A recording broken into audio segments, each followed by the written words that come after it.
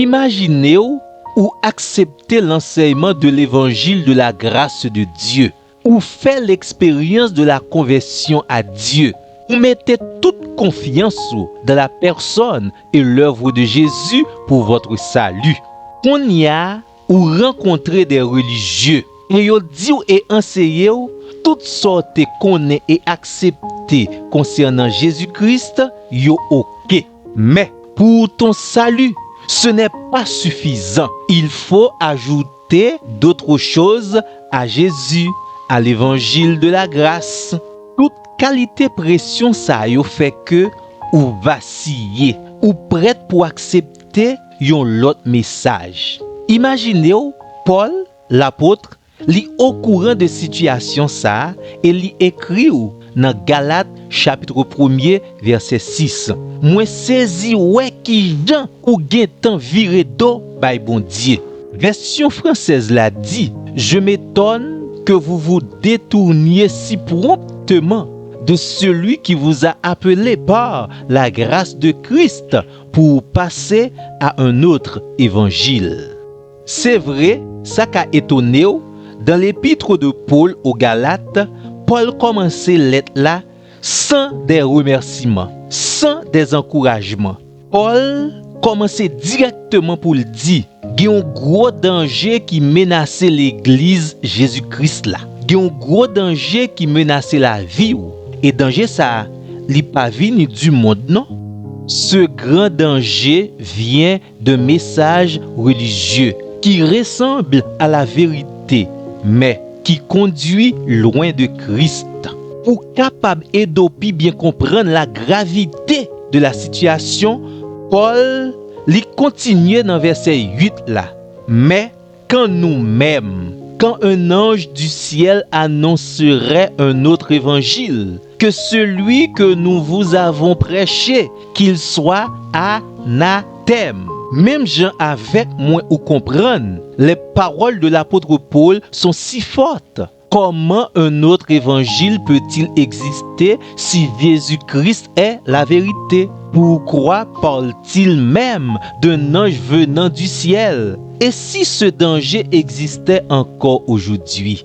Et si malheureusement, danger ça, li gen fait un pile victime dans l'église et dans le monde? Car tout ce qui parle de Jésus ne vient pas forcément de Christ. Il existe des messages qui remplissent les salles, qui émeuvent les foules, qui promettent le succès, qui utilisent la Bible, mais qui déforment le véritable évangile. Le grand danger identifié ici, c'est un autre évangile. Oui, si nous te carrelé comme ça, pour nous capables de bien identifier li. C'est pas parce que li existait yon l'autre l'évangile là, mais gon déformation qui fait de l'évangile de Jésus-Christ, yo offri nous quelque chose qui c'est Christ plus les traditions humaines. Paul relélie un autre évangile. Parce que un faux évangile peut paraître spirituel, tout en étant sous jugement. Un faux évangile peut parler de grâce sans repentance, parler de bénédiction sans sainteté. Un autre évangile peut parler de Jésus sans la croix jodia. Heureusement, dans la vidéo ça, sur votre chaîne, Ma Bible, mon trésor, nous pourrons découvrir qui ça réellement l'évangile ça y est. Quelles sont ses origines, ses agents, ses manifestations modernes, ses conséquences spirituelles et pour qui ça l'apôtre Paul lui rejeté li avec autant de force ou même tout, yon bagay ko ta dwe fait. Nous allons comparer le vrai évangile de Christ avec les contrefaçons religieuses qui séduisent le monde. Bienvenue sur Ma Bible, mon trésor. Nous allons ouvrir ensemble les Saintes Écritures pour nous capables de découvrir le danger spirituel annoncé dans Galates, chapitre 1er. Pour nous capables de comprendre plus bien ces sévères avertissements de l'apôtre Paul concernant le grand danger qui a menacé l'Église, l'important pour nous comprendre la crise qui a traversé les églises de Galatie. Les églises de Galatie ont été recevoir la prédication de Christ, le salut par la foi, la grâce de Dieu. Mais après le départ de Paul, de faux enseignants sont arrivés. Et monsieur ça a commencé à enseigner que Jésus ne suffisait pas, qu'il fallait ajouter la loi, les œuvres, des traditions humaines, certaines pratiques religieuses pour être vraiment sauvé. Si vous comprenez bien, pour l'évangile là, il n'a pas commencé par rejeter Christ totalement. Non. Souvent, il a ajouté quelque chose à Christ. Et dès qu'on ajoute quelque chose à Christ pour le salut, on déforme l'évangile. Ça devient un autre évangile. On nous aller dans Galates chapitre 1er verset 8. Mais quand nous-mêmes, Paul dit, même si lui-même changeait son message, il faudrait le rejeter. Paul voulait enseigner ici, la vérité de l'évangile est au-dessus des prédicateurs, des traditions, des expériences, des divisions, des émotions. La source du message, qui c'est le Dieu d'éternité en éternité, est beaucoup plus grand que le messager. Paul poursuit pour le dire, quand un ange du ciel. Paul pousse ici l'idée à l'extrême. Pour qui ça? Parce qu'un message spirituel impressionnant n'est pas forcément vrai. Même si un ange t'a vu présenter l'évangile qui n'est pas l'évangile de la grâce de Jésus, qu'il soit anathème. Ça veut dire malédiction pour lui-même. Le mot anathème, en grec, anathema, il signifie maudit, rejeté, sous jugement divin. Paul ne traite pas ce sujet légèrement. Pour qui ça? Paul sait qu'un faux évangile, c'est quelque chose de très dangereux. Parce qu'un faux évangile trompe les âmes, détourne du salut, falsifie la vérité de Dieu. Parce que, loin de l'évangile de Jésus-Christ, en dehors de l'évangile de la grâce, pas gagné aucun autre moyen de salut qu'on y a. Qu'est-ce qu'un autre évangile? Ou du moins, qui ça Paul relaie exactement un autre évangile? Un autre évangile est un message religieux qui ressemble au christianisme, mais qui altère la vérité de Christ. Message ça, un message qui n'est pas l'évangile de Christ, ou bien un autre évangile, il a utilisé la Bible, il a parlé de Jésus, il a parlé de bénédiction de la foi, tout en changeant le cœur du message. Zami moi, le vrai évangile annonce le salut par grâce, le salut par la foi en Jésus-Christ, le salut basé sur le sacrifice de Jésus, le salut basé sur la mort et la résurrection de Jésus, tandis que le faux évangile parle des œuvres humaines, des traditions, des mérites personnels, des systèmes humains, de la gloire de l'homme. Et il est très important par le discernement spirituel pour capable distinguer le vrai du faux. Parce que le faux évangile ne sauve pas. Les caractéristiques du faux évangile sont importantes pour saisir et comprendre. N'a rappelé le faux évangile ajoute toujours quelque chose à Christ.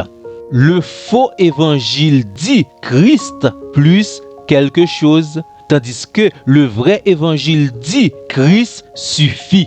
Le faux évangile flatte la chair. Le faux évangile cherche la popularité, le confort, le succès, l'approbation des hommes. Le faux évangile évite toujours la croix de Christ. Là où le vrai évangile parle de repentance, de mort à soi-même, de transformation. Le faux évangile veut un christianisme sans sacrifice, sans la croix, sans la mort, sans la résurrection de Jésus-Christ. Le faux évangile centré sur l'homme. L'homme est au centre du faux évangile, tandis que le vrai évangile, Dieu est le centre. Le faux évangile produit une religion sans puissance, parce que capable de un pile apparence, mais peu de transformation réelle par le Saint-Esprit. Qu'on y a côté racine à origine faux l'évangile ça a sorti. Yon nan bagay pour comprendre, depuis dans jardin Éden, Satan toujours a attaqué la parole de Dieu. Genèse chapitre 3 dit nous, le serpent ne nie pas totalement Dieu, il déforme la vérité. Et c'est même bagay là oui, faut l'évangile la vin fait. Li pas renier Christ, li pas renier le salut par Jésus-Christ, mais li déformer la vérité concernant le salut. Le faux évangile mélange vérité et erreur. Pas étonné pour ouais, le faux évangile li servi avec la Bible, mais malheureusement, li déformé la vérité.